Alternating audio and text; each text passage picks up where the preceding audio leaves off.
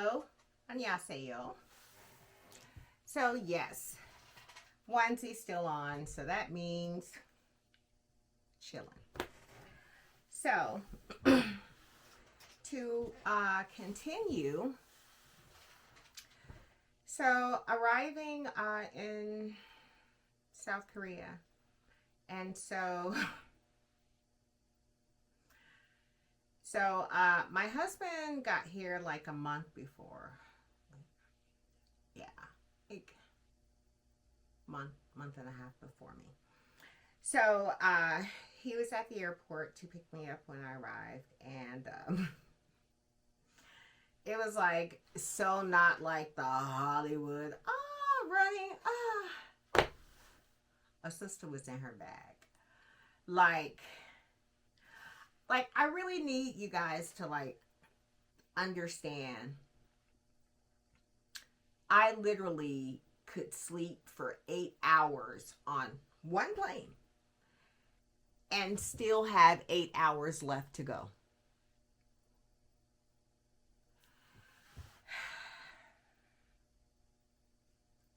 And that was my first international flight.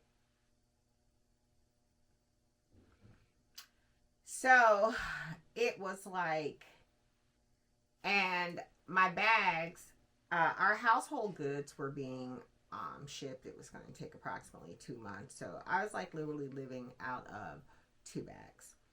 And I had stuffed those bags to the gods, like all the clothes and shoes that I could carry into pieces of luggage.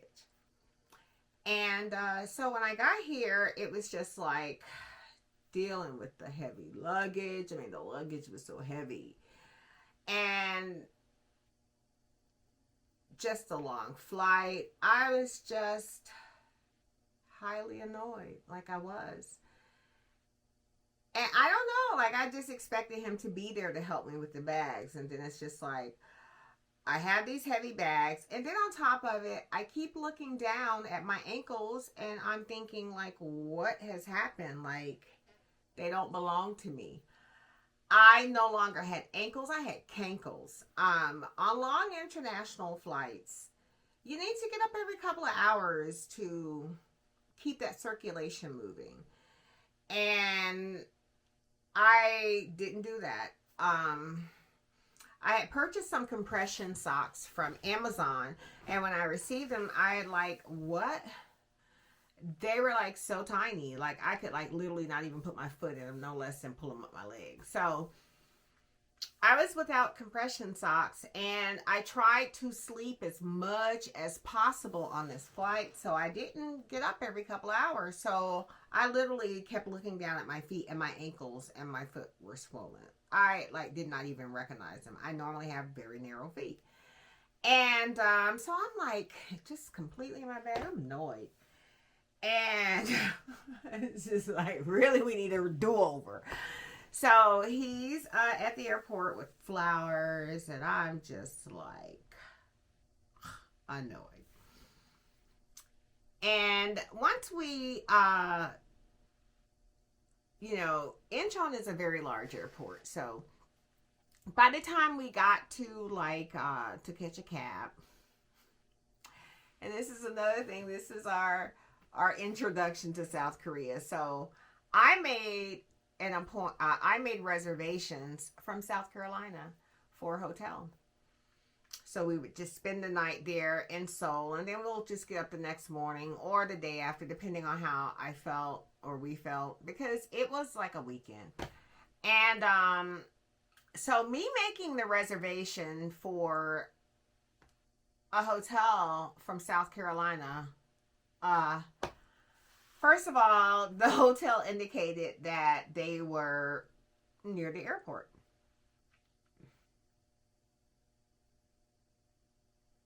We took a cab. We were literally like in a cab for a couple hours. I want to say the cab ride was about an hour 15 minutes. Cost us like $200. We get there and it's nothing nothing like I saw online. And the cab driver informed us that we may have a problem, catching a cab from there back to the airport, for which we would take the train home. So we literally walked in the hotel, turned around, got back in the cab, was driven back to Seoul to an actual hotel that was near the airport. And I want to say we spent several $100s on cab fare. Mind you, this is just straight off of a 16-hour flight. And so we ended up going to a hotel near. And then after I had an opportunity to shower and, just kind of relax and be around my husband again, I calmed down and it got better. So what was it like first arriving here? I'm not used to a homogenous society, so seeing everybody that looked alike, it was just everybody kind of looks alike. Everybody has just about 5 different hairstyles, and everybody basically looks alike. And being in America, we have, such a diverse group of people everywhere. And so I want to say that was the most striking. So when we get to the hotel, I didn't know this at the time. I just figured, okay, this is just like the hotel. So I went to go take a shower, and their bathrooms are different. As Americans, we're used to shower curtains. For a shower, you close it up, or you have a glass door, you close it or slide it. And I wanted a bathroom, and there was no divider, no shower curtain, no door. But it was a drain in the middle of the floor. And I was like, okay. And I was informed that, this is how we do it in Korea. We take showers. We don't worry about shower curtains. And the water just runs out the shower. If some gets on the floor, there's a drain there for that. No biggie. That was different. That took me a little bit of adjusting. And so we spent the night in Seoul, and then we took the train to Waegwan, to our new home. Thankfully, when I entered the home, it was just exactly the way that my husband had shown it to me on FaceTime. It was just okay, this is our new home. Interestingly enough, being from South Florida, as you know, Florida's flat. We don't even have a big hill. It's just flat. And I love mountains. I wanted to live in the mountains or near the mountains, and I wanted big windows so that I could view it. Tell you right now, you better start speaking things into existence. Speak it into existence. I walk in here, and it's just shut up.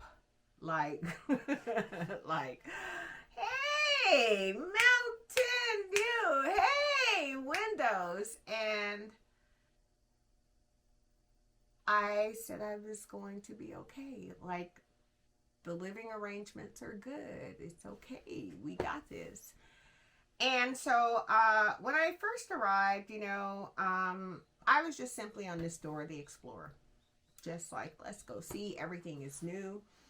The most difficult part for me when I first got here was incorporating broken English or just the smallest forms to communicate. And that was very difficult for me.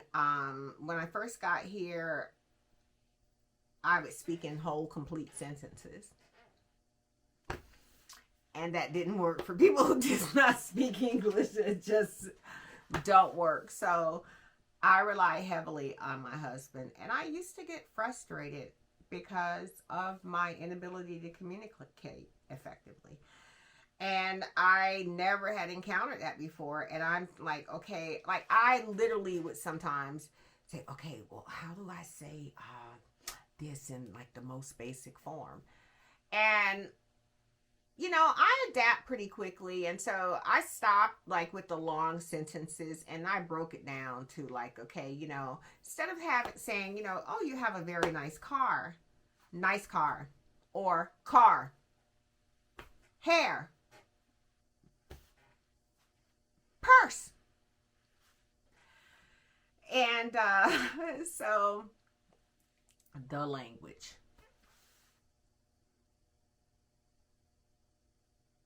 The language. So when I first got here, I was like super gung ho. I was like, okay, yeah, I'm gonna learn this Hangul. We gonna be speaking Hangul. No, ma'am. I don't have that ability to hear and repeat. I think I'm a little bit better. It has to be written so I can look at it and imprint it into my brain. I find Hangul to be vowel driven. And I don't know what to do when you throw several vowels together. I don't know what sounds they make. And then you tell me what sound they make, and I'm looking at it and I'm like, I don't see how you got that sound. So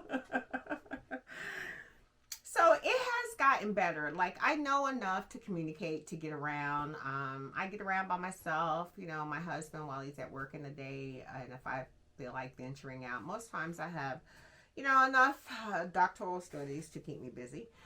And, but, I have the ability to get out and travel by myself and I can communicate. But listen, Apple just, with the upgrade, provided translator service. Just it's everything. Before that, we used to have to download an app called Papago, and it was tricky at best. And so we got out and started, familiarizing ourselves with the environment. Just like I said, just kept meeting very, very, very kind people. Like, no bad experiences, just like very kind people willing to help us figure out the subway systems, the trains, help us flag down a taxi. And as an American, living abroad was very humbling for me. Because as Americans, especially living in America, we have this bravado because it's like, we know this. We know how to do this with our eyes closed with one hand behind the back. But when you are removed from everything that you find familiar, and then you're thrust into a country where your native tongue is not their language, and you're attempting to navigate, it can be challenging. Not impossible, but definitely challenging. And we've gotten through that difficult part. When I first got here, I felt isolated. Like I would reach back, call, FaceTime, Marco Polo. Like, I tried to keep friendships and communication going because when I first got here, I didn't know many people that spoke English, like, off the base.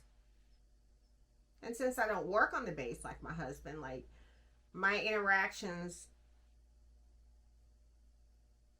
were very little with people that spoke English unless I went on the base. So over time, I was able to build friendships and meet Koreans who, if they don't speak English, they're very interested in learning. One of my first friends here, when I first met her, I met her shortly after arriving here. I knew no Hangul. I was butchering Annyeonghaseyo at that point. And she knew like 3 American words. It's just, so we would smile and thumbs up at each other. And it really just was a connection of spirit. Fast forward 2 years later, we go out, we have full conversations. She has learned conversational English. we have conversations, we text, we talk in English. It's like, ooh, like, wow. And even though you hear that English is the lingua franca of the world, meaning that it is just simply the most spoken language in the world, it is so true. I've never met a group of people that are so adamant about learning English. And if they already have some familiarization with English, they want to improve. Teaching English is really big here too. There are many foreign teachers that come abroad and teach. And I think that the experience as a whole has been great. I am much more familiar with my surroundings. Oh, let me tell you this. So, when I first got here, I noticed that, speaking of toilet tissue, we would go out and the public bathrooms, and let me say this, I have this phobia about public bathrooms. Like, I will like literally hold my urine until I have to go to the bathroom. Like, and I mean, until I have to go to the bathroom, until I get home. Like, I have a serious phobia with nasty public bathrooms. I avoid them at all costs. There are seriously places that I've gone to for a year and I've never stepped foot in the bathroom. And I'm not saying that the bathrooms are nasty. I just try to avoid them. But sometimes you just gotta go. And I found that it was difficult for me when I first was here to go to a bathroom and find toilet tissue. There wasn't toilet tissue. So, you know, I had to adapt pretty quickly and start keeping toilet tissue in my purse. Now, I don't have many problems like that now, but there were places that we were out and no toilet tissue or flushing toilet tissue. It's not unusual to find many signs saying, you know, when you use your toilet tissue, to place it in the garbage can. I was like, ew, we're not flushing? And so, you know, those were, you know, I want to say like the most stark differences when I arrived here. And I didn't know that I could live with less. I'm extra. That's just who I am. I mean, my God, like, I love purses. Like, look at my bags. Like, and I have them on a coat rack. I have 3 of them. Just like that. And what I learned from Korea from Koreans is that I can live with less and be okay. Like, I think that's just the American in us. Like, we're very, almost kind of gluttonous, you know, like we're extra. We go hard in the paint. And moving here, I realized, like, wow, like, you know, okay, prime example, my purses. I like, you know, larger bags. And I noticed that most of the women here, they carry smaller purses, you know, and I was like, oh, yeah. I only used to carry a small purse if I was like going to a concert or something, go out to dinner or something, just carry a little clutch. But day to day, I like need luggage. I got a lot of stuff to put in there. And, you know, being here, I've learned that I don't need as much. Like, I can minimize and still maximize my living. I can minimize my material possessions, but still maximize my living. And so I've like now adopted that. Like, I have purchased many smaller bags.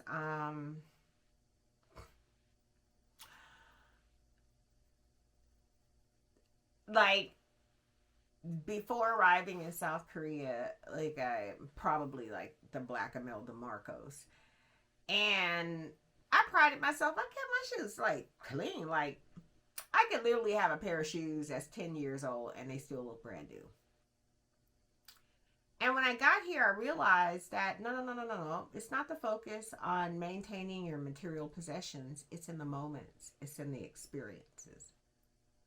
And I can honestly say, since I've been in South Korea, like, my shoes are dirty. Like, I go out, I do things, I dirty them up. It's about making the memories. Like, I can't replace those memories, but I can replace shoes. And so that's another jewel that I really, learned that. No, I mean, am I like completely over if I like something and I buy it in every color? No, and that probably will always be that way. Thanks, hubby. But in many areas of my life, I see where less is more. It really is. And so that was my experience with my initial thoughts moving here. And it's been a wonderful journey. And I pray that you continue to accompany me on it. And let's learn and grow together and exchange cultural knowledge. So don't forget to like, subscribe, share, and comment. See you later. Annyeong.